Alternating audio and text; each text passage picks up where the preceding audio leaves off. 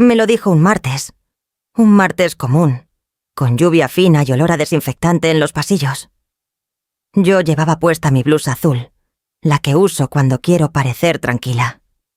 El doctor era joven, demasiado joven para decirme lo que me dijo. Abrió una carpeta, señaló algo en una hoja y habló. 6 meses, quizás un poco más, si respondía bien al tratamiento. No lloré, eso me sorprendió. Me quedé mirando el bolígrafo que él tenía en la mano y pensé, ¿qué bolígrafo tan ordinario para una noticia tan grande? Salí del consultorio caminando despacio. Pasé frente a la sala de espera. Una señora mayor rezaba con un rosario entre los dedos. Un niño comía galletas. La vida seguía, completamente indiferente. Me senté en una banca del parque que está frente al hospital. Estuve ahí 1 hora o 2. No sé. Lo que sí sé es que en ese momento no pensé en el dolor. No pensé en el miedo. Pensé en algo mucho más pequeño, mucho más vergonzoso. Pensé, tengo que poner mis cosas en orden. Y eso lo cambió todo. Mi nombre es Carmen. Tengo 61 años. Llevo 35 casada con Gustavo. Gustavo es contador. Serio, ordenado, puntual. Siempre supo más de dinero que yo. Desde el principio me dijo, «Tú no te preocupes por eso, Carmen. Yo me encargo». Y yo le creí. Durante 35 años, le creí. Tenemos 2 hijos. Rodrigo, el mayor, que vive en otra ciudad con su familia. Y Lucía, la menor, que vive a 20 minutos de nuestra casa y me llama todos los domingos. Teníamos una casa. Digo teníamos porque ahora sé cosas que antes no sabía, pero no me adelanto. Esa tarde, después del hospital, que llegué a casa antes de que Gustavo volviera del trabajo, me senté en la cocina con un cuaderno y empecé a escribir una lista. Todo lo que necesitaba revisar, todo lo que necesitaba entender antes. Cuenta bancaria conjunta, la casa, el título de propiedad, el seguro de vida, el testamento. Nunca habíamos hecho testamento. Gustavo siempre decía que era de mal agüero hablar de esas cosas. Esa noche, cuando él llegó, no le dije nada. Lo observé cenar. Lo observé leer el periódico. Lo observé apagar la luz de su lado de la cama y darse la vuelta. En 35 años, nunca me había fijado tanto en él. Al día siguiente fui al banco. Gustavo siempre manejó nuestras finanzas. Yo sabía que teníamos una cuenta conjunta. Sabía que ahí entraba su sueldo y de ahí salían los gastos de la casa. Nunca pregunté más. La señorita del banco era amable. Pidió mis documentos. Tecleó en su computadora. Y entonces frunció el ceño, muy levemente. Solo un segundo. Señora Carmen, ¿usted quiere ver el estado de cuenta actual? Sí, por favor. Me pasó una hoja impresa. La miré. La volví a mirar. El saldo era de 420 pesos. 420 pesos en una cuenta que, según yo, tenía años de ahorros. Debe haber un error, dije. La señorita tecleó más despacio esta vez. Me mostró los movimientos de los últimos 12 meses. Transferencias. Muchas transferencias. Todas hacia la misma cuenta. Una cuenta que no reconocí. ¿Sabe usted a nombre de quién está esa cuenta?, pregunté. Ella dudó. No puedo darle esa información directamente, señora. Tendría que hacer una solicitud formal con documentación legal. Salí del banco con la hoja doblada en mi bolso. Las manos no me temblaban. No sé por qué no me temblaban, pero así fue. Las cosas cambian cuando sabes que tienes 6 meses. Dejas de tener miedo a ciertas verdades. Esa misma semana fui al registro de la propiedad. Le dije a Gustavo que tenía cita médica de seguimiento. Él asintió sin levantar la vista del teléfono. La oficina olía a papel viejo y a café quemado. Una señora de lentes enormes buscó en el sistema con mis datos. Con los datos de Gustavo. Con la dirección de nuestra casa. ¿El inmueble de la calle Nogales número 47? Sí, ese. Ella miró la pantalla. Luego me miró a mí. Este inmueble fue transferido hace 3 años, señora. Ya no figura a nombre de Gustavo Reyes, ni de usted. El corazón me dio un vuelco. Solo uno. Pequeño pero definitivo. ¿A nombre de quién figura? A nombre de Rodrigo Reyes Fuentes. Mi hijo mayor. Me quedé en silencio un momento. La señora esperaba. ¿Puede mostrarme el documento de transferencia? Me imprimió la hoja. Ahí estaban las firmas, la de Gustavo, clara y grande, y la mía, excepto que yo nunca firmé ese papel. Nunca. Lo supe en el instante en que lo vi. Esa no era mi firma. Se parecía. Alguien se había esforzado, pero había un detalle. Una pequeña curva en la letra C de Carmen, que yo siempre hago diferente. Siempre. Desde la escuela. Esa firma no era mía. Guardé la hoja. Le agradecí a la señora. Salí caminando normal, como si nada. Eso es lo que aprendes a los 61 años. A caminar normal cuando por dentro todo se está derrumbando. Esa noche llamé a Rodrigo. Contestó al segundo timbre, como siempre. «Mamá, ¿cómo estás?» «Bien, hijo. Oye, quería preguntarte algo». «Claro, dime. ¿Sabes algo sobre la casa? ¿Sobre el título de propiedad?» Silencio. 3 segundos. 4. «¿Qué quieres decir, mamá?» «Quiero decir que fui al registro hoy y la casa está a tu nombre, desde hace 3 años». Otro silencio. «Mamá, eso fue idea de papá. Dijo que era para proteger el patrimonio, que si alguno de los dos tenía algún problema legal o de deudas, así la casa quedaba segura. Es algo normal, mamá. Lo hacen muchas familias». Hablaba rápido. Demasiado rápido. «¿Y mi firma, Rodrigo?» «¿Qué firma?» «En el documento de transferencia aparece mi firma, y yo no firmé ese papel». Pausa más larga esta vez. «Mamá, no sé de qué firma me hablas». «Eso pregúntaselo a papá. Él fue quien arregló todo con el notario». «Ya lo haré», dije. «Gracias, hijo». Colgué. Me quedé sentada en el borde de la cama con el teléfono en la mano. En la sala se escuchaba el televisor. Gustavo veía el noticiero, como cada noche desde hace 30 años. Esa noche entendí algo importante. Todos sabían. No todos, quizás, pero algunos sí. Y ninguno me había dicho nada. Fui a ver a mi médico de cabecera al día siguiente. Le mostré los resultados que me había dado el doctor joven del hospital. Le pedí que me explicara todo desde el principio. Él lo revisó despacio. Muy despacio. Luego levantó la vista. «Carmen, ¿quién te atendió en el hospital?» Le di el nombre. Él asintió lentamente. «Voy a pedirte que te hagas unos estudios adicionales. Aquí, con nosotros. Y antes de tomar cualquier decisión». «¿Por qué?»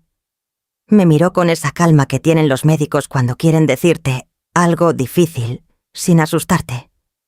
«Porque hay cosas en estos resultados que no me cuadran. Quiero confirmarlo todo antes de hablar». No me dijo más. Salí con una orden para nuevos estudios y una semana de espera. Una semana en la que yo seguiría siendo, oficialmente, una mujer con 6 meses de vida. Una semana en la que nadie a mi alrededor lo sabía. Una semana en la que yo podía seguir mirando, preguntando, encontrando. Esa noche, mientras Gustavo dormía, abrí su cajón del buró. Buscaba cualquier cosa, un recibo, una tarjeta, algo que me explicara a dónde había ido nuestro dinero durante todos estos años. Lo que encontré fue un teléfono, uno que yo nunca había visto, negro, pequeño, con la pantalla apagada. Lo tomé con cuidado. Lo encendí. Tenía clave. 4 dígitos. Probé la fecha de nuestro aniversario. Nada. Probé la fecha de nacimiento de Rodrigo. Nada. Probé la fecha de nacimiento de Lucía.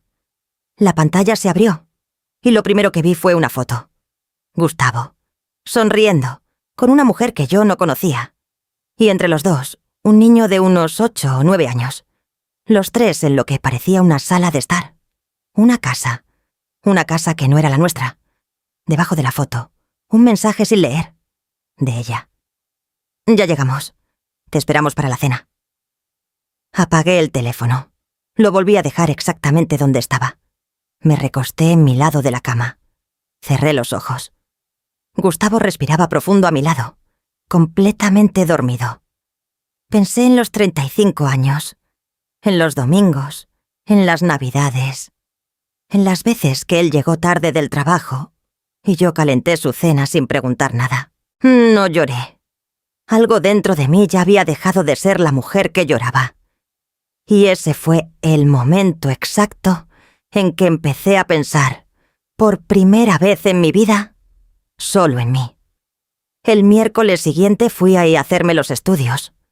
La enfermera que me tomó la sangre era joven, con el cabello recogido y unas manos muy seguras. Me preguntó si tenía miedo a las agujas. Le dije que no. Me preguntó cómo me llamaba. Le dije Carmen. Me sonrió como si mi nombre le pareciera bonito. Nadie me había sonreído así en mucho tiempo. Mientras esperaba en la sala, con el algodón doblado en el pliegue del codo, me puse a observar a la gente. Una pareja joven, tomados de la mano. Un señor mayor que leía una revista sin voltear las páginas.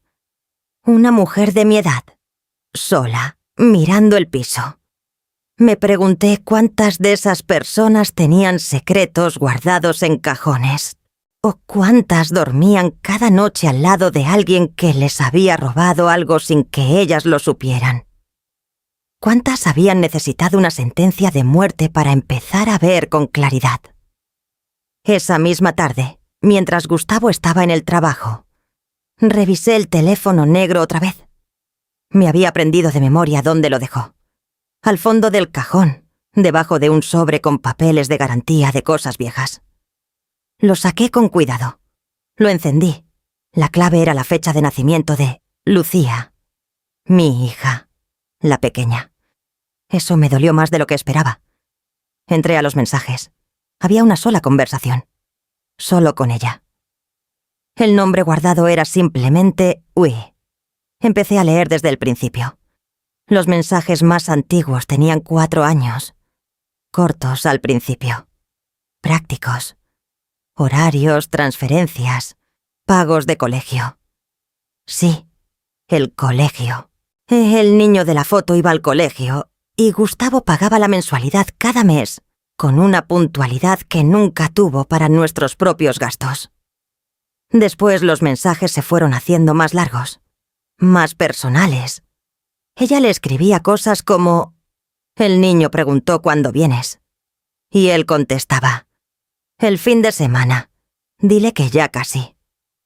Había fines de semana enteros registrados ahí. Fines de semana en que él me dijo que tenía congresos de trabajo, reuniones en otra ciudad, compromisos ineludibles. Yo siempre le planché la ropa antes de esos viajes. Siempre. Seguí leyendo.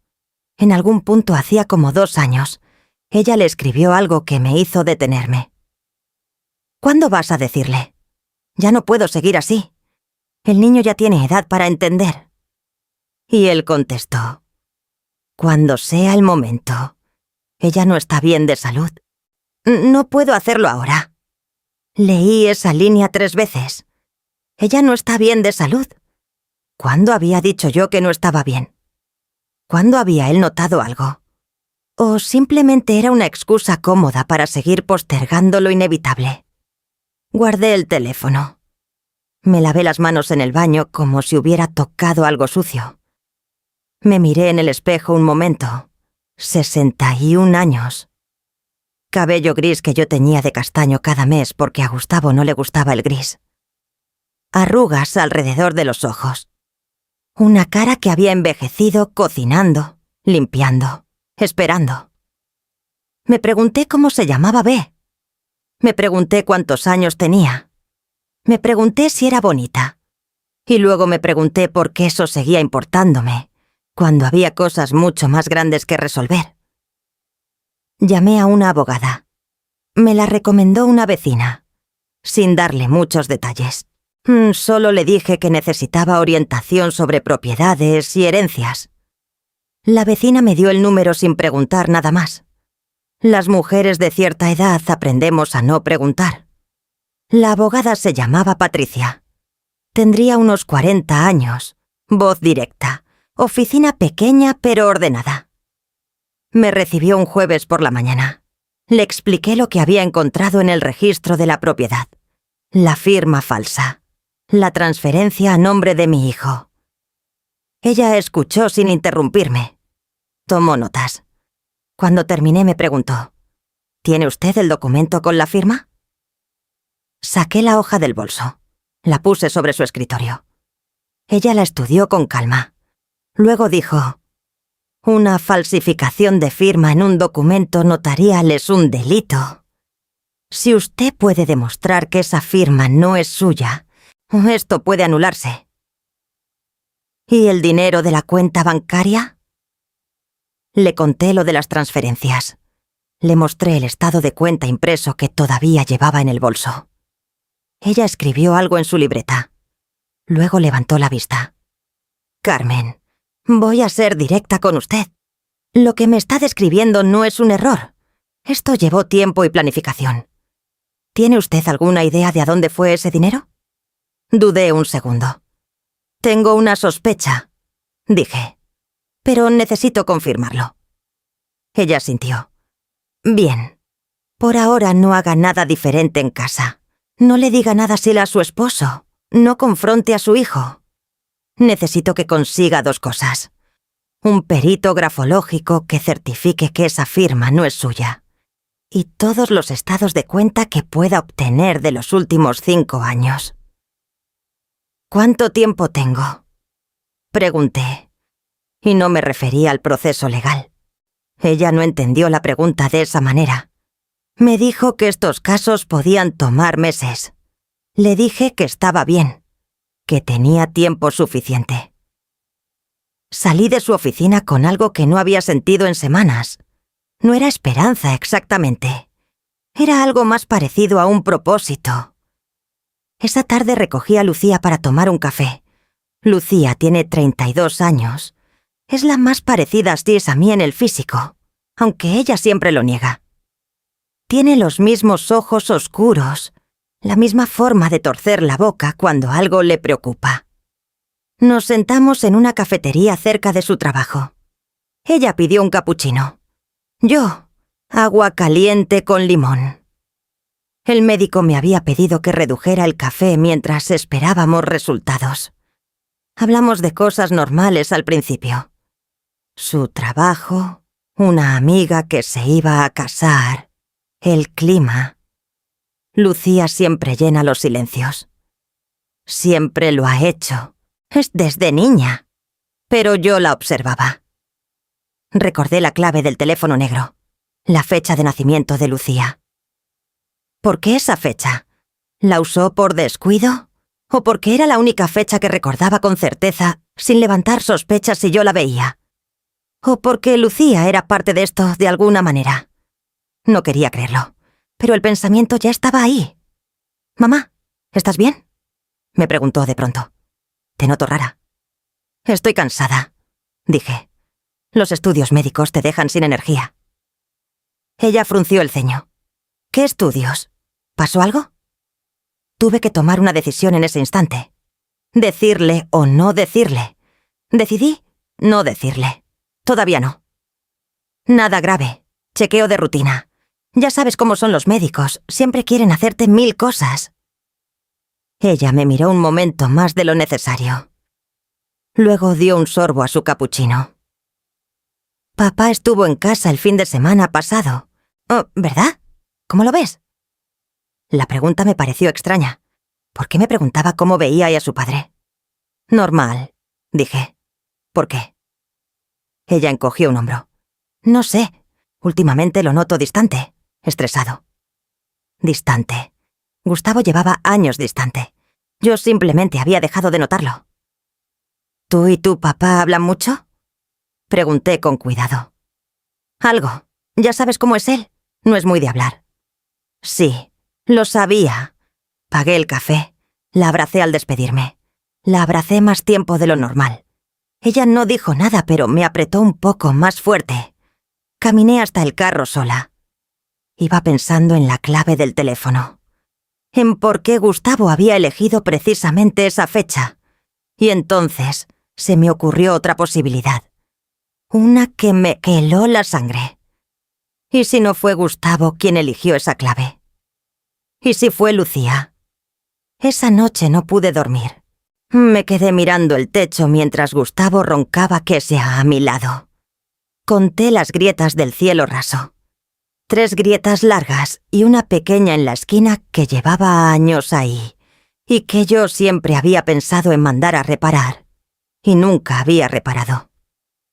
35 años mirando ese techo. A las 3 de la mañana me levanté con cuidado. Fui a la cocina. Me calenté agua. Me senté en la oscuridad con mi taza entre las manos. Saqué mi cuaderno y empecé a escribir.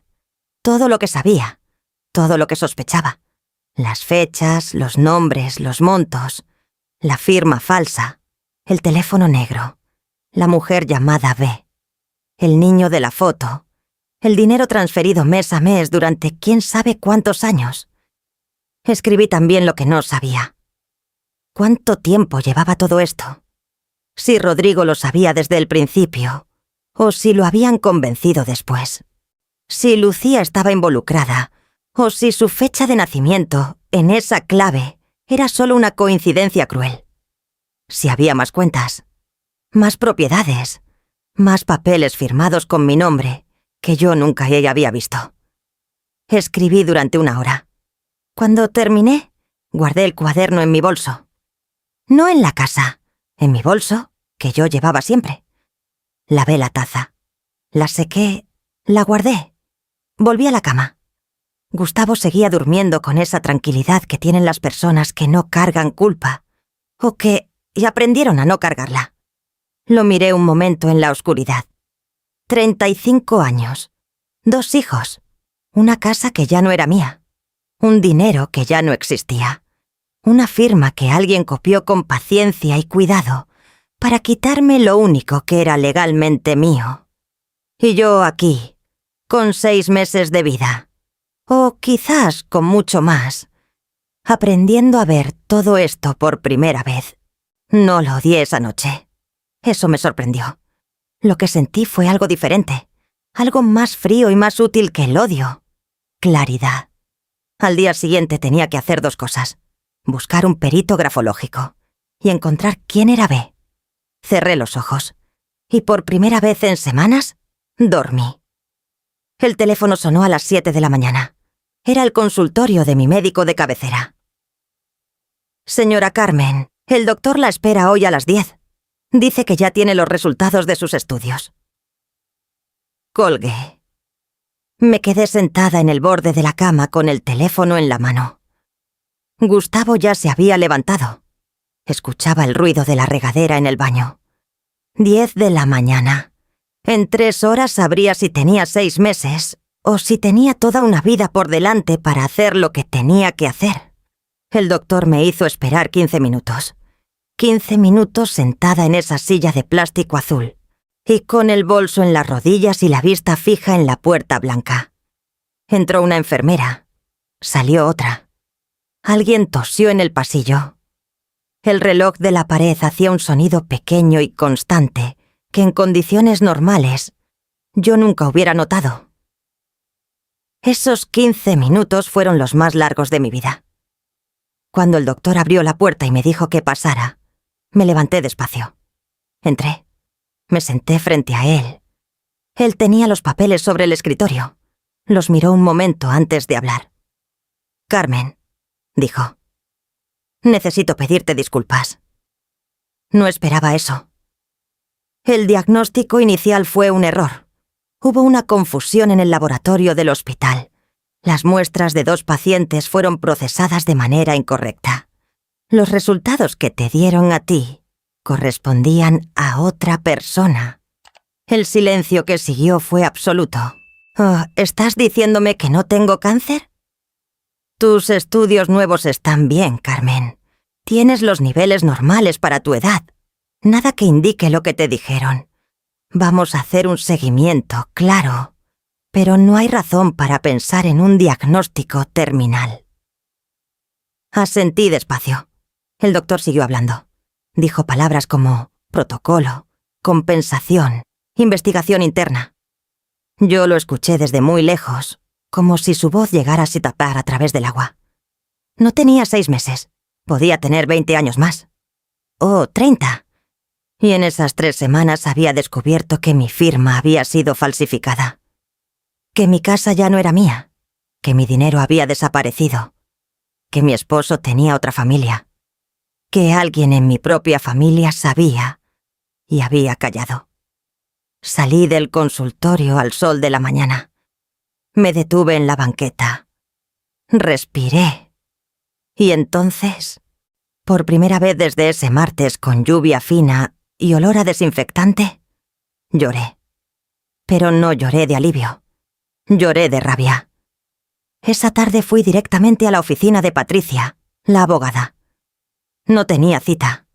Me recibió de todas formas, entre una llamada y otra, con esa eficiencia tranquila que yo ya le estaba agradeciendo.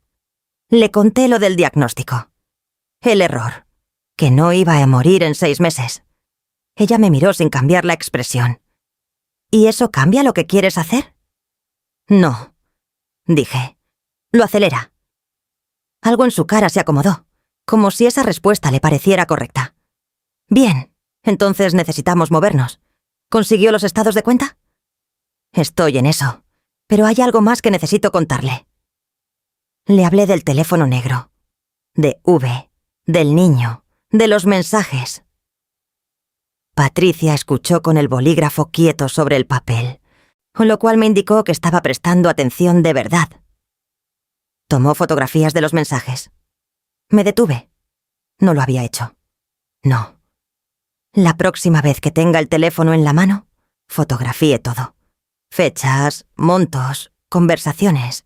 No borre nada, no mueva nada. Solo documente. Anotó algo. Luego me miró. Carmen, quiero que entienda algo. La falsificación de su firma es el camino más directo y más sólido. Eso es un delito documentable. Lo demás, la otra relación, el dinero transferido, puede servir como contexto en un proceso de divorcio, pero el núcleo de su caso es esa firma. ¿Cuánto tiempo tomará? Depende. Si su hijo no pelea la nulidad del documento, puede ser rápido. Si pelea, más tiempo. ¿Cómo cree usted que reaccionará? Pensé en Rodrigo, en su voz rápida por teléfono, en cómo desvió la pregunta hacia su padre sin responder nada. Hará lo que Gustavo le diga. Respondí. Patricia asintió como si eso lo hubiera esperado. Entonces prepárese para que Gustavo pelee. Esa noche decidí hablar con Lucía. No de todo. Todavía no. Pero necesitaba saber en qué lado estaba mi hija. La llamé después de la cena. Gustavo estaba viendo televisión en la sala. Le dije que iba a salir un momento a caminar. Él levantó la vista, asintió, volvió a su programa. 35 años y eso era todo. Un asentimiento. Me senté en una banca de la plaza que está a 2 cuadras de la casa. Llamé a Lucía. Contestó al primer timbre. «Mamá, ¿todo bien?» «Sí. Quería preguntarte algo y necesito que seas honesta conmigo». Pausa breve. «Claro. ¿Tú sabías que la casa estaba a nombre de tu hermano?» Silencio más largo. «Mamá». «Lucía». Otro silencio. Luego, muy despacio. «Papá nos lo dijo hace como 4 años. Dijo que era un trámite de protección patrimonial, que era lo más conveniente para todos. ¿Y mi firma en ese documento? Él dijo que tú habías firmado, que estabas de acuerdo». ¿Y no te pareció raro que yo nunca te dijera nada? Silencio. Mamá, Papá dijo que no te gustaba hablar de esas cosas, que te ponías nerviosa con los temas de dinero y propiedades. Y yo... Se le quebró la voz. Y yo le creí, mamá. No debí haberle creído sin preguntarte a ti.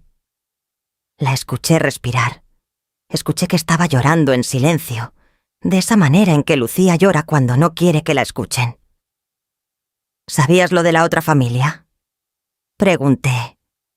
El silencio esta vez fue diferente, más pesado. ¿Qué otra familia? Dijo. Pero lo dijo demasiado despacio. Lucía. Mamá, yo solo escuché alguna vez, hace 2 años, una conversación entre papá y Rodrigo. No escuché todo, no quise escuchar todo. Cerré los ojos, así que Rodrigo también lo sabía. Los dos lo sabían, y los dos callaron. Está bien, dije. Mi voz sonó tranquila. No sé cómo. Mamá, lo siento mucho. Yo no supe cómo... Ya, Lucía, no llores. Necesito que hagas algo por mí. Lo que sea. Por ahora no le digas a nadie que hablamos de esto, ni a tu papá, ni a tu hermano. ¿Puedes hacer eso? Sí, dijo. Y lo dijo con una firmeza que me alivió un poco. Bien, te quiero. Te quiero, mamá. Colgué. Me quedé en la banca un rato más. La plaza estaba casi vacía.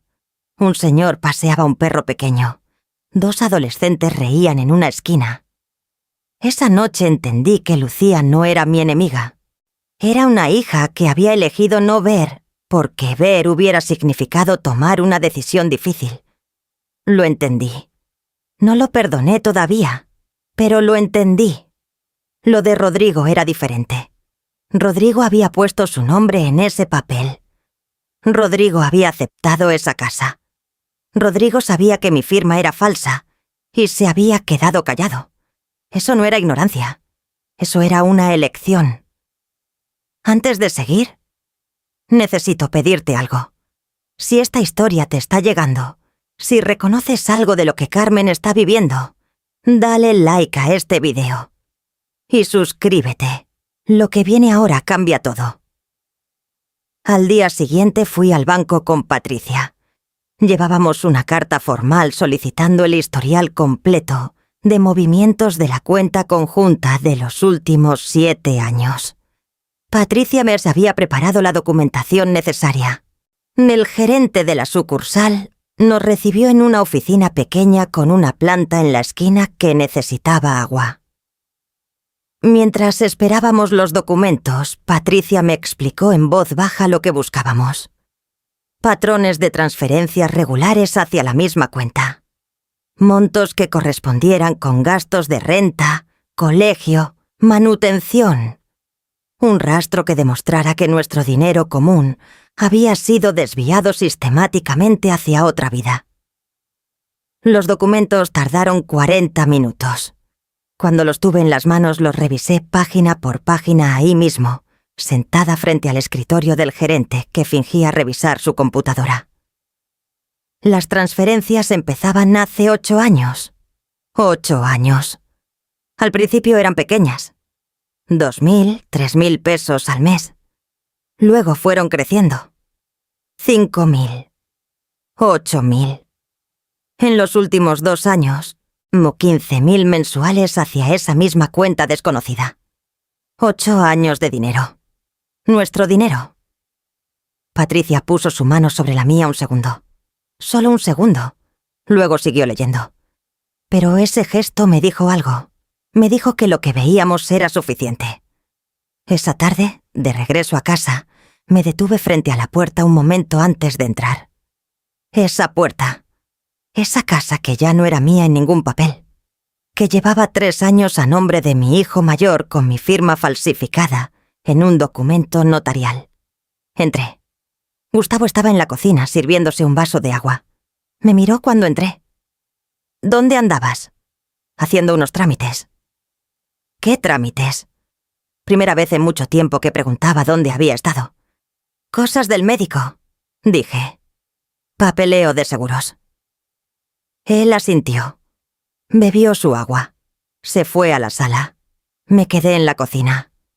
Puse mi bolso en la silla. Empecé a preparar la cena como cualquier noche. Corté cebollas. Calenté el sartén. Y mientras cortaba, pensé en algo que Patricia me había dicho al salir del banco.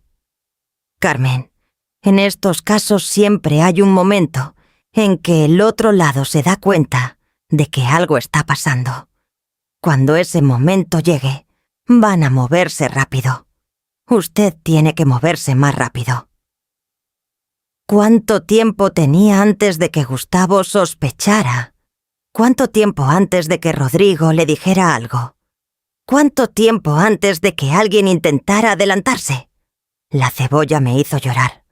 O eso les diría si alguien me preguntaba. Esa noche, cuando Gustavo se durmió, saqué el teléfono negro del cajón. Esta vez lo fotografié todo. Cada conversación, cada fecha, cada monto mencionado. El nombre de Ubie. Los mensajes sobre el niño. Los mensajes sobre los fines de semana. El mensaje que decía, ella no está bien de salud. Fotografié 64 pantallas en total.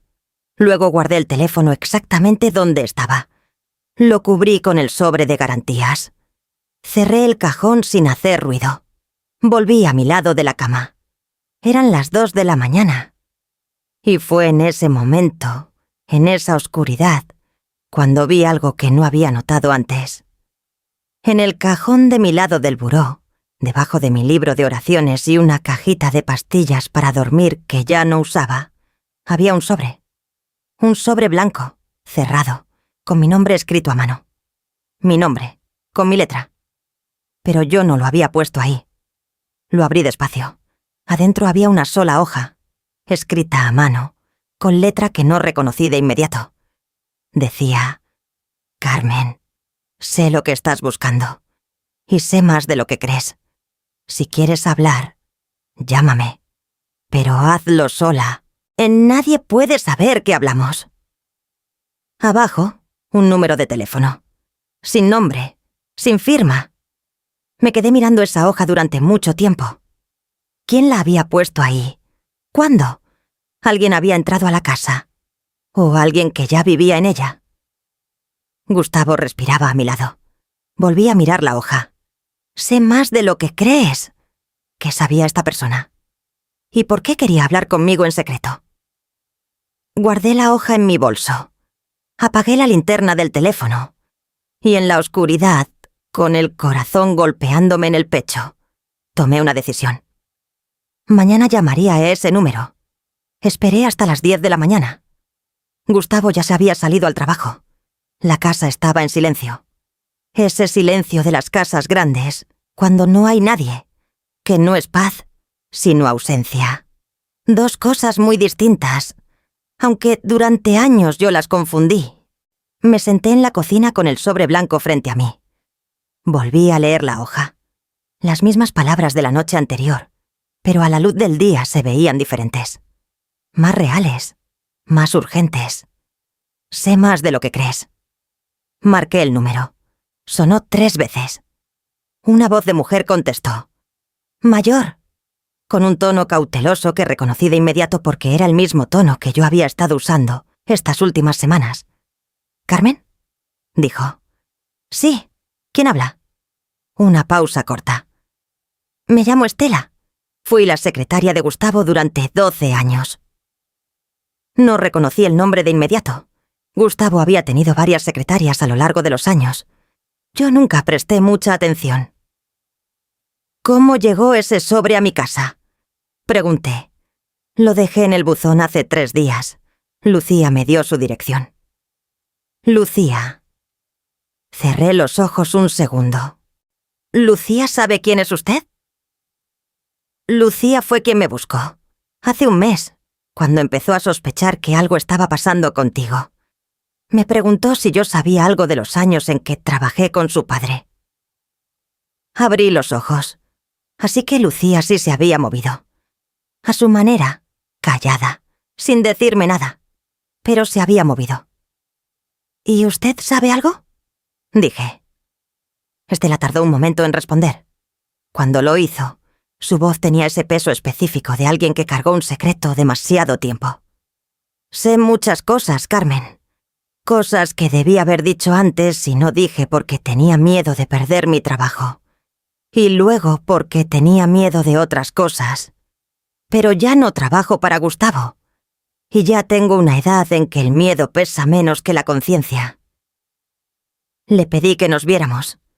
Acordamos el día siguiente. Una cafetería neutral, lejos del barrio donde yo vivía. Colgué. Me quedé sentada en la cocina un rato largo, con el teléfono todavía en la mano. 12 años. Estela había estado 12 años al lado de Gustavo en su oficina. 12 años viendo lo que yo no veía porque yo estaba aquí, en esta casa, cocinando y esperando y creyendo. Esa tarde fui a ver al perito grafológico que Patricia me había recomendado. Era un hombre de unos 60 años, con lentes de aumento y una oficina llena de documentos ordenados en carpetas de colores. Me explicó el proceso con paciencia. Necesitaba muestras de mi letra real, firmas auténticas mías en documentos verificables, credencial, contratos anteriores, cualquier papel oficial donde mi firma constara con fecha anterior a la transferencia de la casa. Le entregué lo que llevaba. Me pidió más. Le dije que lo conseguiría. Mientras revisaba los documentos, y me preguntó cuánto tiempo tenía esa firma falsa. 3 años, dije. Él asintió sin sorprenderse. Como si 3 años fuera un plazo común para estas cosas. ¿Tiene idea de quién la falsificó? Tengo una sospecha. En estos casos, dijo sin levantar la vista de los papeles, casi siempre es alguien cercano, alguien que tuvo acceso a documentos originales con su firma durante mucho tiempo. No respondí nada, pero pensé en Gustavo, en los 35 años de recibos firmados, contratos de servicios, formularios escolares de los niños. 35 años de mi firma, al alcance de su mano. Esa noche, Gustavo llegó tarde. Eran casi las 10 cuando escuché la puerta. Me había quedado en la sala fingiendo leer una revista. Él entró. Dejó las llaves en el platillo de la entrada como siempre. Me miró. ¿Por qué no estás durmiendo? Te esperaba para cenar. Él frunció el ceño levemente. No era necesario. Ya sé que no era necesario, dije. Lo hice de todas formas. Me miró un momento más. Luego fue al baño a lavarse las manos. Cené frente a él en silencio. Lo observé comer. Tenía 58 años, Gustavo. El cabello completamente blanco desde los 50. Las manos grandes, las mismas que había tomado las mías el día de nuestra boda. Me pregunté si en ese momento estaba pensando en ella. En Vi, en el niño, en esa otra casa, esa otra cena, esa otra vida que había construido con nuestro dinero y mis años. ¿Cómo estuvo tu día?, pregunté. Normal, mucho trabajo. ¿Saliste de la ciudad? Levantó la vista. No. ¿Por qué? Por nada. Curiosidad. Siguió comiendo. Esa noche, por primera vez, fui yo quien se durmió primero. O eso aparenté. Lo escuché levantarse a medianoche. Escuché sus pasos hacia la sala. Escuché el sonido suave y breve de algo que podría haber sido el cajón del buró, abriéndose y cerrándose. Revisando su teléfono negro, asegurándose de que todo estuviera en su lugar. Todo estaba en su lugar. Yo me había encargado de eso. Si estás escuchando esta historia desde un país cuyo nombre lleva la letra E, suscríbete. Y déjame en los comentarios tu país. Quiero ver cuántas mujeres estamos aquí, todavía aprendiendo a decir basta. Al día siguiente conocí a Estela. Era una mujer pequeña, de pelo corto y blanco, con una cartera de cuero negro sobre la mesa y una taza de té entre las manos. Me saludó con un apretón firme. Sus ojos me evaluaron rápido. De esa manera en que se miran las mujeres que han aprendido a leer situaciones antes de hablar. Nos sentamos. Pedí un café. Ella ya tenía el suyo. «Gracias por venir», dije. «Gracias por llamar», respondió. «Llevo tiempo cargando esto».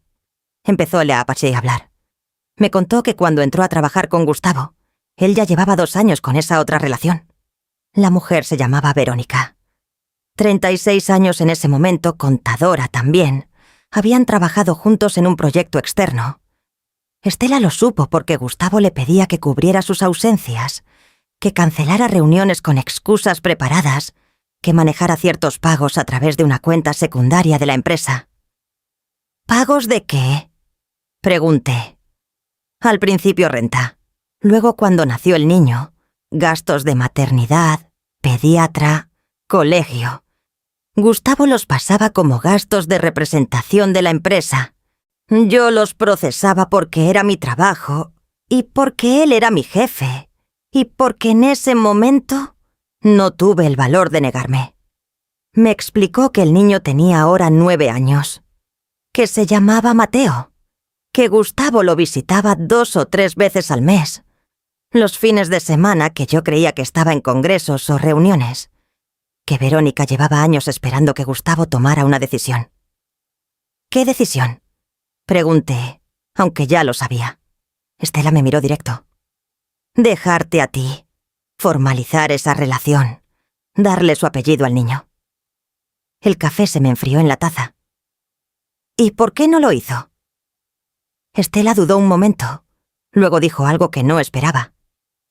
«Por la empresa. Gustavo tiene una sociedad con un cuñado tuyo. ¿Hermano de usted?». «Mi hermano Ernesto», dije despacio. «Si Gustavo se divorcia de usted en malos términos, el cuñado puede disolver la sociedad. Hay una cláusula en el contrato. Gustavo me la mostró una vez. No sé si accidentalmente o para que yo entendiera por qué las cosas eran como eran. Divorciarse de usted le costaría la mitad del negocio». Me recargué en el respaldo de la silla. Ahí estaba. El dinero siempre. Al final, siempre el dinero. No me había abandonado porque le importaba yo. Me había quedado porque abandonarme le costaba demasiado. Y mientras tanto había vaciado nuestras cuentas, falsificado mi firma, transferido la casa y construido otra vida completa, a 20 minutos de distancia. Lo mejor de 2 mundos. O lo que él consideraba lo mejor. «¿Tiene usted algo documentado?», le pregunté a Estela. Ella abrió su cartera. Sacó un sobre más grueso que el que había dejado en mi buzón. Copias de algunos recibos de esa época. Correos electrónicos que imprimí antes de salir de la empresa. No son todos, pero son suficientes para mostrar el patrón. Los tomé con cuidado. Los revisé por encima. Fechas, montos, nombres. Verónica Salinas. Ese era su apellido completo. Verónica Salinas. «¿Por qué salió usted de la empresa?», pregunté. Estela bajó la vista a su taza. «Porque hace 3 años Gustavo me pidió que procesara una transferencia de propiedad. Me dijo que era un trámite interno de la familia, que usted estaba de acuerdo. Me pasó los documentos para archivar».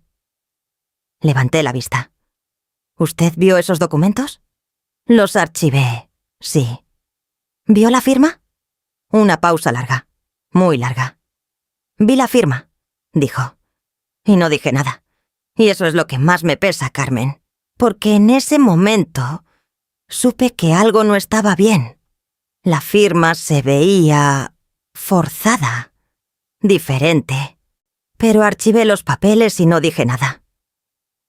Me miró con esa expresión que tienen las personas cuando finalmente dicen en voz alta algo que han callado demasiado tiempo. 1 mes después renuncié. Le dije a Gustavo que era por razones personales, y desde ese día cargué esto sola hasta que Lucía me buscó. Guardé los documentos en mi bolso junto a todo lo demás.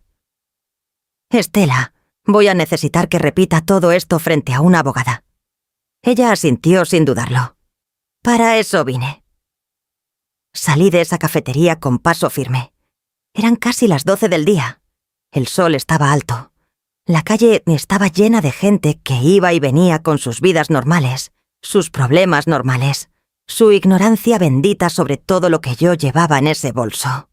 Llamé a Patricia desde la banqueta. Le dije que tenía los documentos de Estela, que había una testigo directa y que teníamos el nombre completo de Verónica Salinas y evidencia de los pagos. Patricia escuchó todo en silencio. Cuando terminé dijo: «Carmen, con esto podemos proceder.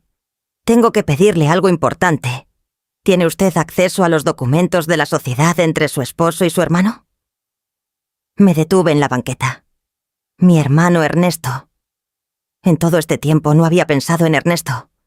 Mi hermano menor, 5 años menos que yo, el que siempre se había llevado bien con Gustavo. Demasiado bien, pensándolo ahora. ¿Sabía Ernesto lo que Gustavo había hecho? ¿O era Ernesto la razón por la que Gustavo nunca había podido irse del todo? «Voy a ver qué puedo conseguir», dije. Colgué. Empecé a caminar hacia el estacionamiento, y entonces sonó mi teléfono. Un número desconocido. No el de Estela. Otro. Contesté. Silencio al principio.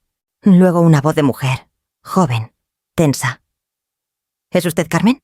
La esposa de Gustavo Reyes». Me detuve. «Sí», dije. «¿Quién habla?». Otra pausa, corta pero cargada. «Me llamo Verónica». Me quedé inmóvil en la banqueta. El sol seguía igual. La gente seguía pasando. Un camión frenó ruidosamente en la esquina. Todo continuaba como si el mundo no acabara de detenerse en la línea de ese teléfono. «¿Cómo consiguió este número?», pregunté. «Eso no importa ahora», dijo Verónica. Su voz era firme, pero había algo debajo. Algo que reconocí porque yo lo había sentido también estas semanas. Miedo disfrazado de control. «Para mí sí importa». Una pausa. «Gustavo tiene su número guardado en su teléfono, el que usa normalmente. Lo vi una vez». Así que había revisado el teléfono de Gustavo, igual que yo había revisado el suyo. 2 mujeres revisando teléfonos ajenos, buscando la misma verdad desde lados opuestos. «¿Qué quiere, Verónica?». «Necesito hablar con usted, en persona». «¿Por qué?». Otra pausa, más larga esta vez. Cuando habló de nuevo, la firmeza había cedido un poco. «Porque Gustavo me dijo algo hace 3 días que necesito verificar. Y usted es la única persona que puede decirme si es verdad». «¿Qué le dijo?». «Me dijo que usted estaba enferma. Gravemente enferma. Que por eso no podía hacer ningún cambio en su vida ahora. Que en unos meses todo sería diferente». Cerré los ojos. En unos meses todo sería diferente. Así que eso era lo que le había dicho. Que yo iba a morir y entonces él quedaría libre. Sin divorcios, sin cláusulas, sin perder la sociedad con Ernesto. Solo esperar. Abrí los ojos. «No estoy enferma», dije. Silencio al otro lado. «¿Cómo?». Hubo un error en el diagnóstico. Ya fue corregido. Estoy perfectamente bien. El silencio que siguió fue diferente a todos los anteriores. Tenso, cargado de algo que yo no podía ver pero podía imaginar.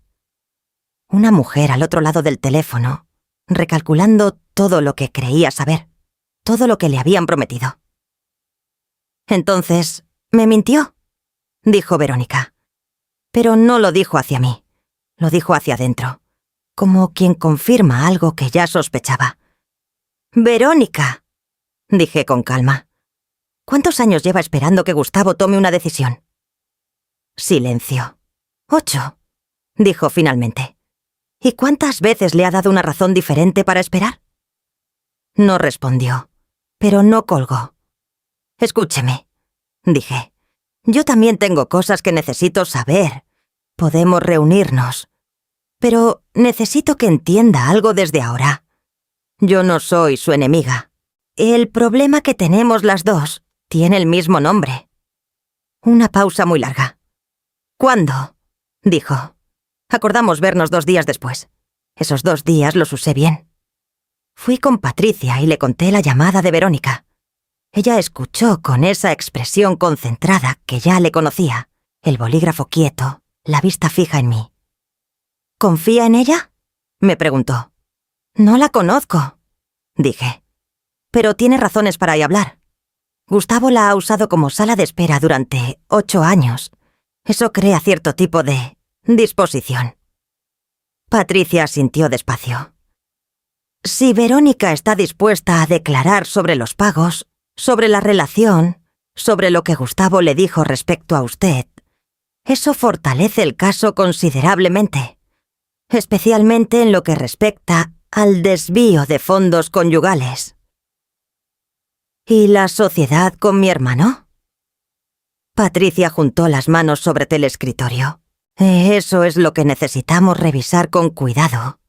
Si la cláusula existe como la describió Estela, puede ser que Gustavo haya cometido irregularidades también en ese frente. Necesito ver ese contrato. Voy a conseguirlo, dije, y lo decía en serio. Pero conseguirlo significaba hablar con Ernesto, y hablar con Ernesto significaba abrir otra puerta que no sabía bien qué había detrás. Llamé a mi hermano esa misma tarde. Ernesto tiene 56 años.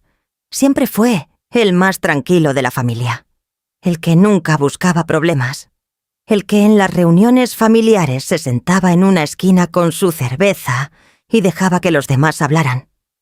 Lo llamé con el pretexto de invitarlos a comer. Él aceptó sin preguntar nada. Quedamos al día siguiente en un restaurante que a los 2 nos gustaba desde jóvenes. Llegó puntual. Me saludó con un beso en la mejilla. Pedimos la comida. Hablamos de cosas generales mientras llegaba. Su hijo mayor había tenido un bebé hacía poco. Me mostró fotos en el teléfono. Yo las miré y sonreí y dije que qué hermoso. Cuando llegó la comida puse el teléfono boca abajo sobre la mesa. Ernesto, necesito preguntarte algo sobre la sociedad con Gustavo. Él levantó la vista de su plato. Me miró un momento. ¿Qué quieres saber? ¿Hay una cláusula en el contrato que afecte la sociedad si Gustavo y yo nos divorciamos? Ernesto dejó el tenedor sobre el plato. Despacio, como quien necesita un momento para ordenar sus pensamientos. ¿Por qué me preguntas eso, Carmen? ¿Por qué necesito saberlo?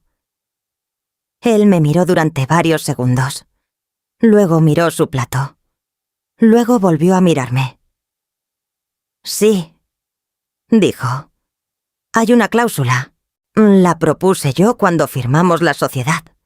Si cualquiera de los 2 socios atraviesa un proceso legal mayor, el otro tiene derecho a disolver la sociedad y quedarse con el 50% de los activos. ¿Un divorcio contencioso cuenta como proceso legal mayor? Depende de cómo se desarrolle. Si hay demandas, si hay disputas de bienes, posiblemente sí. Tomé un sorbo de agua. ¿Gustavo sabía eso cuando firmaron? Por supuesto, los 2 lo sabíamos. ¿Y en algún momento Gustavo te habló de divorciarse de mí? Ernesto no respondió de inmediato. Eso fue suficiente respuesta. Ernesto. Una vez, dijo. Hace como 5 años. Me dijo que estaba pensando en hacer cambios en su vida personal.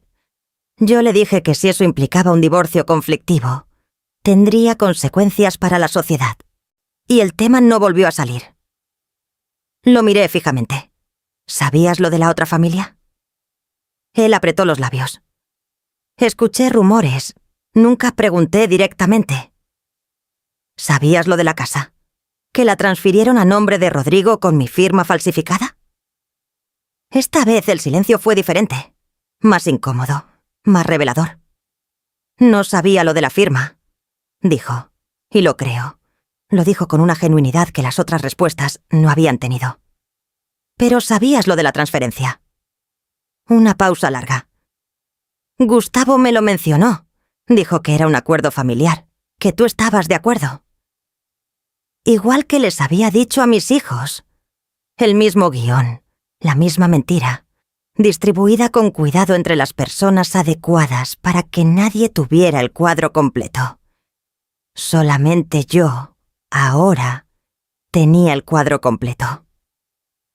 «Carmen», dijo Ernesto. Su voz había cambiado. Más baja. «¿Qué vas a hacer?» «Lo que tenga que hacer», dije. Esa noche, de regreso a casa, me detuve frente al espejo del baño. Me miré durante 1 minuto entero. 61 años. Cabello que yo teñía de castaño porque a él no le gustaba el gris. Arrugas que eran mías, completamente mías, ganadas en 35 años de una vida que resultó ser la mitad de lo que yo creía. Abrí el cajón donde guardaba el tinte para el cabello. Lo tomé, lo sostuve un momento. Luego lo puse en la basura. Era un gesto pequeño, ridículo quizás, pero algo en ese momento necesitaba ser diferente. Al día siguiente me reuní con Verónica. Llegó antes que yo al café. La reconocí de inmediato aunque nunca la había visto en persona. Tenía 44 años según lo que Estela me había dicho, pero parecía más cansada que eso. El tipo de cansancio que no viene de no dormir, sino de esperar demasiado tiempo, algo que no llega. Me vio entrar. Ninguna de las dos sonrió. No era una situación para sonrisas. Me senté frente a ella. La miré. Ella me miró. «Gracias por venir», dije. «Gracias por no colgar», respondió. Pedimos café las dos. Cuando la mesera se fue, Verónica habló primero. «Quiero que sepa que yo no sabía que usted no estaba enterada de todo. Gustavo siempre me dijo que su matrimonio era un acuerdo. Que hacía años no había nada real entre ustedes. Que usted prefería no saber». La miré sin interrumpirla. «Me dijo que usted era una mujer muy orgullosa, que prefería las apariencias a la verdad. Que si él le decía algo, usted lo negaría y lo usaría en su contra. Así que también me había construido un personaje ante ella. Una versión de mí que justificaba todo lo que él hacía». «¿Y usted le creyó?», pregunté. Ella bajó la vista hacia su taza. «Al principio sí. Con el tiempo empecé a dudar. Pero cuando llevas 8 años en algo, dudar es muy costoso». «Lo entendí. No exactamente igual, pero lo entendí». «Verónica, tengo que preguntarle algo difícil». Ella levantó la vista. «¿Usted sabía que el dinero que Gustavo usaba para los gastos de usted y de su hijo venía de nuestra cuenta conjunta?» Una pausa. «Sabía que venía de su trabajo. No sabía de qué cuenta específicamente. Él nunca me dio detalles de su estructura financiera». «¿Sabía que la transferencia de nuestra casa fue hecha con una firma falsificada?» «No». Lo dijo rápido y firme. «Eso no lo sabía, y si lo hubiera sabido». Se detuvo. «¿Qué?», dije. «No me hubiera quedado», dijo. «Hay cosas con las que puedo vivir y cosas con las que no». La observé un momento. Estaba diciendo la verdad. O al menos la verdad de lo que ella creía de sí misma. A veces son cosas distintas.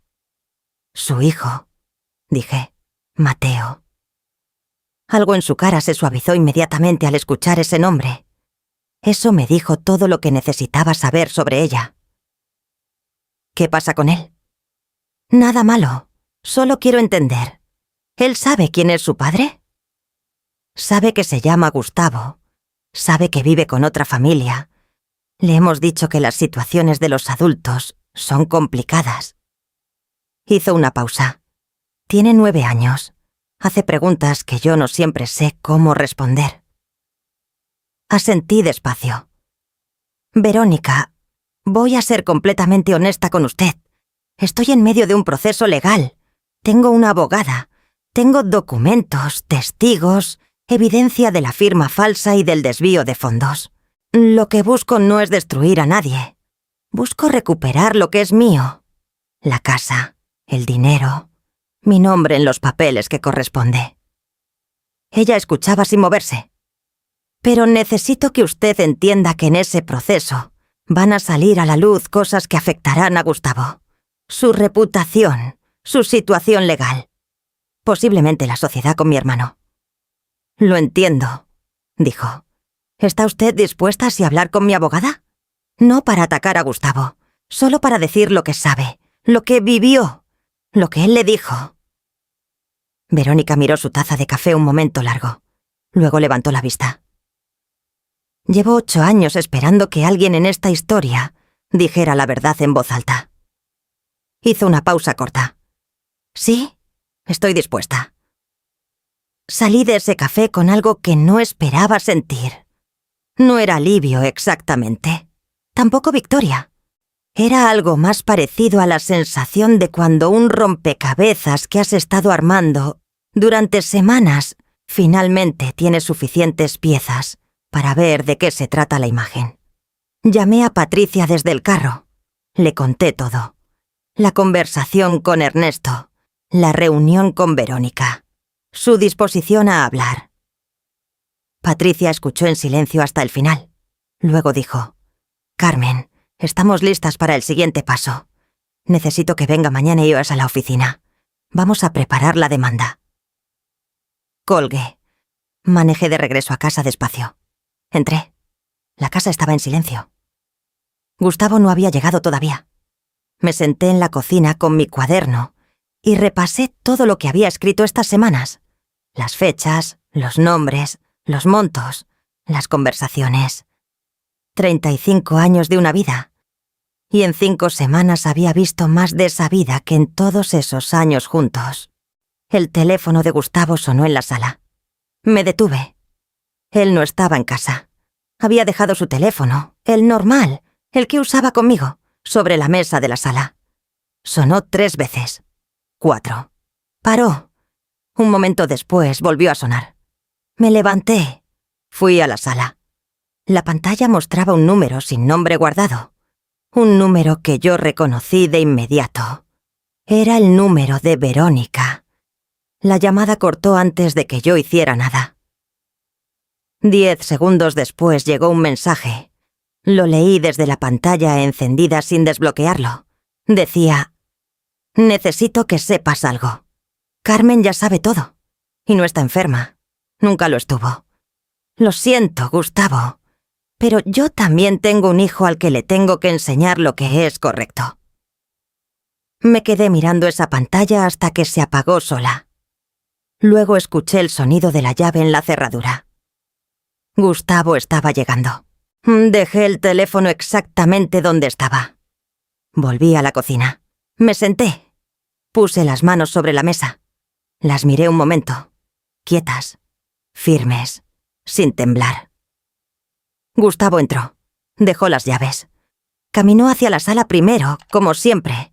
Escuché el silencio de 2 segundos en que revisó su teléfono. Luego sus pasos hacia la cocina. Apareció en el marco de la puerta. Me miró. Yo lo miré. Algo en mi cara debió decirle algo porque se quedó quieto. No dijo buenas noches. No preguntó qué había para cenar. Solo me miró con esa expresión que tienen las personas cuando saben que algo cambió, pero todavía no saben exactamente qué. ¿Estás bien?, dijo. Sí, respondí. Siéntate, Gustavo. Necesitamos hablar. Él no se movió de inmediato. Lo vi calcular. Lo vi medir. 35 años de conocer a alguien te enseñan a leer esas pequeñas pausas. Luego jaló la silla y se sentó. No le dije todo. Patricia me había explicado claramente que la confrontación directa antes de presentar la demanda podía ser contraproducente.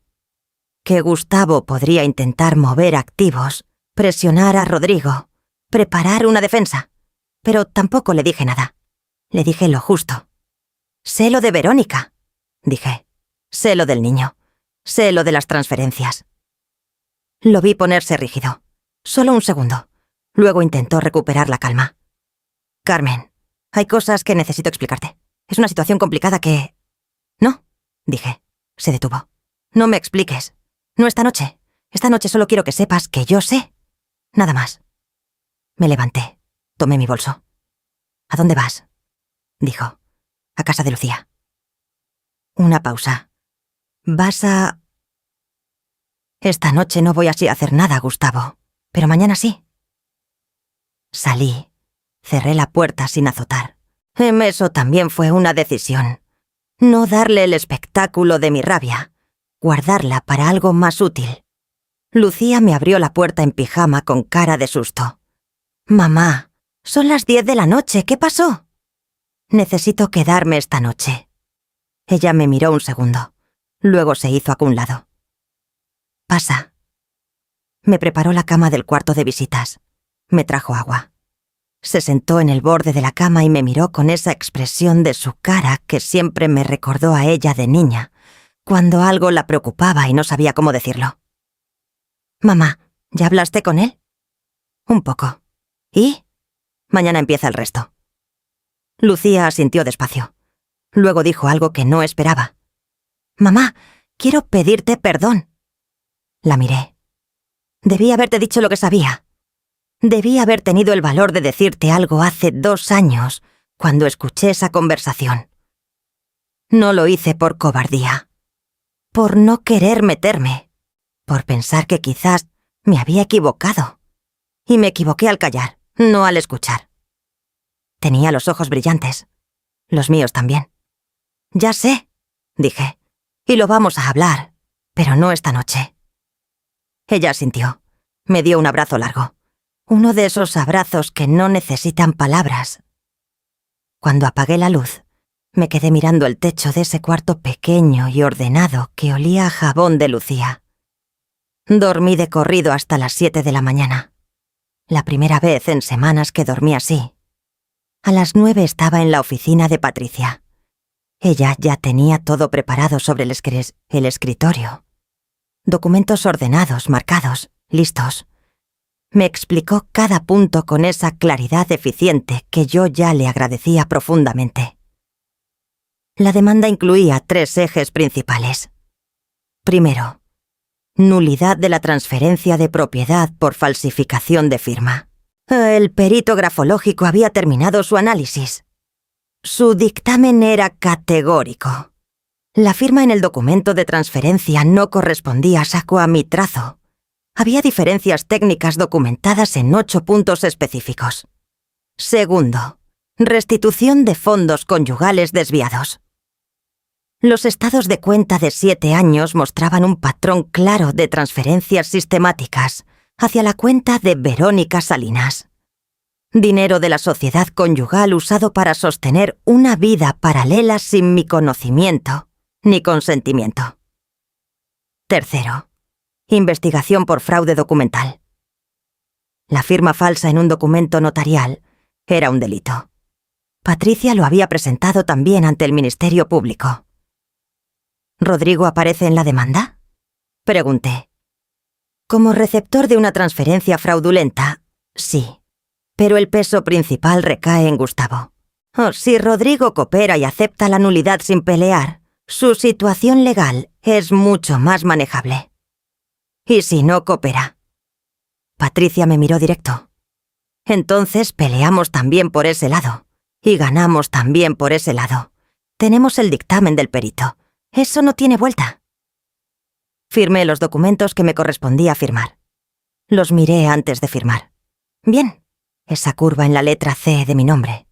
Inconfundible. Mía. Esa misma tarde, Patricia notificó a Gustavo. Yo estaba en casa de Lucía cuando él llamó. Contesté, Carmen. Su voz era diferente, más plana, más contenida. Acabo de recibir una notificación de una abogada. Ya sé. Esto no tiene que ser así. Podemos hablar. Podemos arreglar esto entre nosotros sin... Gustavo, lo interrumpí. Falsificaste mi firma. Vaciaste nuestras cuentas. Transferiste nuestra casa. 8 años, Gustavo. 8 años de mentiras mientras yo te planchaba la ropa antes de tus viajes. Silencio. Hay cosas que no se arreglan hablando. Habla con tu abogado. Colgué. Lucía estaba en la puerta de la cocina mirándome, No dije nada. Ella tampoco. Pero me trajo un vaso de agua y se sentó a mi lado. A veces eso es suficiente. Antes de contarte lo que pasó después, necesito pedirte algo. Si esta historia te está llegando, si conoces a una mujer que ha vivido algo parecido, si tú misma has sentido alguna vez que el piso se mueve debajo de lo que creías seguro, dale like a este video. Ese pequeño gesto me dice que no estoy hablando sola. Y suscríbete, porque hay más historias como esta. Historias de mujeres que un día decidieron ver con claridad. Y eso, te lo juro, siempre vale la pena escucharlo. Los siguientes 3 meses fueron los más difíciles y los más extraños de mi vida. Difíciles porque un proceso legal no es una película. No hay un momento dramático donde todo se resuelve de golpe. Es papel tras papel, espera tras espera. Llamadas de Patricia explicándome avances y obstáculos. Noches en que yo me preguntaba si valía la pena el desgaste. Siempre llegaba a la misma respuesta. Sí, valía la pena. Extraños porque en ese tiempo descubrí cosas sobre mí misma que 35 años de matrimonio habían enterrado.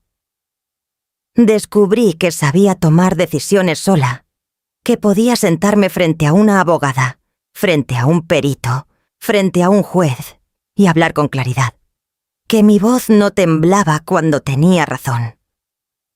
Descubrí que el miedo que yo había cargado todos esos años, ese miedo difuso a quedarme sola, a no poder, a no saber, era más pequeño de lo que parecía cuando finalmente lo miraba de frente. Rodrigo llamó a las 3 semanas. Yo lo dejé hablar. Me dijo que lo había presionado su padre, que él no sabía lo de la firma, que cuando supo lo que realmente había pasado se sintió mal, que quería hacer lo correcto. Le dije que hacer lo correcto tenía un solo camino en este caso: firmar la nulidad, devolver la propiedad. ¿Y después? Dijo. Después lo hablamos. Dije. Pero primero eso. Rodrigo firmó la nulidad a las 6 semanas de iniciado el proceso. No fue fácil para él. Lo sé, pero tampoco fue fácil para mí descubrir que mi hijo mayor había puesto su nombre en un papel que me robaba lo mío. Algunos dolores no desaparecen rápido. Simplemente aprendes a cargarlos de otra manera. Gustavo no peleó tanto como Patricia ahora había anticipado. Creo que en el fondo sabía que no tenía cómo ganar. El dictamen pericial era sólido. Los estados de cuenta hablaban solos. Y Verónica había declarado. No con saña, no con dramatismo, solo con la claridad cansada de alguien que finalmente dice la verdad después de mucho tiempo. Su declaración fue la pieza que completó el cuadro ante el juez. Gustavo aceptó un acuerdo. La casa volvió a mi nombre, solo al mío. Una restitución parcial del dinero desviado, la cantidad que Patricia logró documentar con certeza, y el inicio de un proceso de divorcio que él no podía bloquear sin arriesgarse a consecuencias penales por la firma falsificada. No fue todo lo que merecía. Patricia me lo explicó con honestidad. Los procesos legales casi nunca dan todo lo que merecías. Te dan lo que puedes probar. Y yo podía probar suficiente. Firmé los documentos finales un martes por la mañana. Curiosamente, un martes. Como el día en que el médico joven me dijo que tenía 6 meses de vida. Los martes, pensé, son mis días de cambio. La noche que firmé el acuerdo final fui a cenar sola. Me senté en un restaurante pequeño que estaba cerca del despacho de Patricia. Pedí lo que quise sin pensar en si a alguien más le gustaría. Pedí un vino. Me lo tomé despacio. Pensé en muchas cosas esa noche. Pensé en la mujer que entró a ese consultorio con su blusa azul un martes con lluvia. La que salió con una sentencia de muerte y se sentó en una banca a pensar en poner sus cosas en orden. La que no lloró en el momento que todo el mundo hubiera llorado. Pensé en lo irónico que era todo. Que una mentira, un error de laboratorio, un diagnóstico equivocado, había sido lo que me despertó. O que quizás, sin esa sentencia falsa, yo hubiera seguido otros 10 años mirando ese techo con sus 3 grietas, planchando camisas para viajes inventados, tiñéndome el cabello de un color que no era mío. A veces las mentiras nos despiertan antes que las verdades. Pensé en Verónica. Habíamos hablado una vez más después de su declaración. Una conversación breve, sin calidez excesiva, pero sin hostilidad. Ella tenía su propio camino por delante. Un hombre que le había prometido un futuro durante 8 años y que ahora enfrentaba consecuencias legales. Un hijo de 9 años que merecía respuestas que solo el tiempo podría dar. No éramos amigas. No lo seríamos. Pero tampoco éramos enemigas. Éramos 2 mujeres que habían sido piezas en el mismo tablero sin saberlo. Y que un día, cada una desde su lado, habían decidido pararse. Pensé en Lucía, en cómo esas semanas nos habían acercado de una manera que 20 años de llamadas dominicales no habían logrado. Hay algo en ver a tu madre de pie, resistiendo, que cambia la forma en que te ves a ti misma. Ella me lo dijo una noche, sin adornos. Mamá, nunca te había visto así. No me explicó cómo. No necesitaba hacerlo. Pensé en Ernesto. Mi hermano había tomado su propia decisión cuando llegó el momento. Había presentado los documentos de la sociedad sin que yo se lo pidiera explícitamente. Me llamó un día y me dijo: «Lo que hizo Gustavo estuvo mal, y yo también estuve mal al no preguntarte directamente». Era poco, pero era algo. Con Ernesto siempre había sido así. Poco y algo. Terminé el vino. Pedí la cuenta. La pagué yo. La casa me la devolvieron formalmente 6 semanas después de la firma del acuerdo. Fui sola el día que me entregaron los documentos actualizados en el registro de la propiedad. La misma señora de lentes enormes que meses antes me había mostrado que mi nombre no aparecía en ningún lado. Esta vez me entregó la hoja con una expresión que no era exactamente sonrisa, pero se acercaba. Vi mi nombre impreso en ese papel. Carmen Leticia Fuentes, viuda de... No, solo Carmen Leticia Fuentes. Solo yo.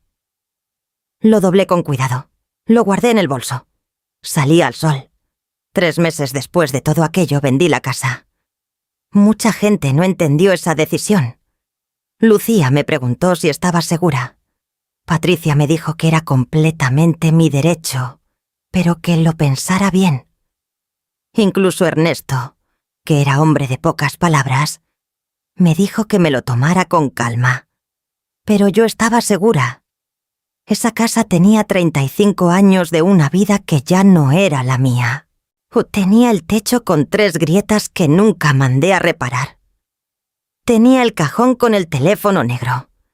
Tenía los pasos de Gustavo en el pasillo a medianoche. Tenía el silencio de todas las noches en que yo calenté su cena sin preguntar nada. Recuperar esa casa había sido necesario. Quedármela no lo era. Con lo que saqué de la venta compré un departamento pequeño. 3er piso, 2 recámaras. Una ventana grande en la sala que daba que a unos árboles. Sin historia. Sin grietas conocidas. Sin cajones que guardar. La primera noche que dormí ahí, el silencio era diferente. No era ausencia. Era mío. Me acosté en mi cama, en mi cuarto, en mi departamento. Miré el techo nuevo, sin grietas todavía. Una superficie limpia. Y pensé que a los 61 años, con el cabello gris que por fin dejé crecer, y con una abogada que tenía mi número guardado, y una hija que me llamaba más seguido que los domingos, con un proceso legal que me había devuelto mi nombre en los papeles que importaban. Con todo eso, y con todas las cicatrices que vienen cuando ves de frente lo que no querías ver, Pensé que esto era, a su manera, un comienzo. No el que había imaginado, no el que merecía quizás, pero mío, completamente mío. Cerré los ojos y dormí. Si llegaste hasta aquí, quiero que sepas algo. Carmen no es una sola mujer, es muchas. Es la que vive al lado tuyo, es la que ves en el mercado. Es quizás alguien que conoces muy bien. Escríbeme en los comentarios. ¿Conociste a alguien como Carmen? ¿O fuiste tú, en algún momento, la que caminó normal mientras todo se derrumbaba por dentro? Quiero leerlos, todos. Y si esta historia te movió algo, suscríbete. Cada semana hay una historia nueva, una mujer nueva, una verdad que alguien finalmente dice en voz alta. Aquí seguimos, juntas.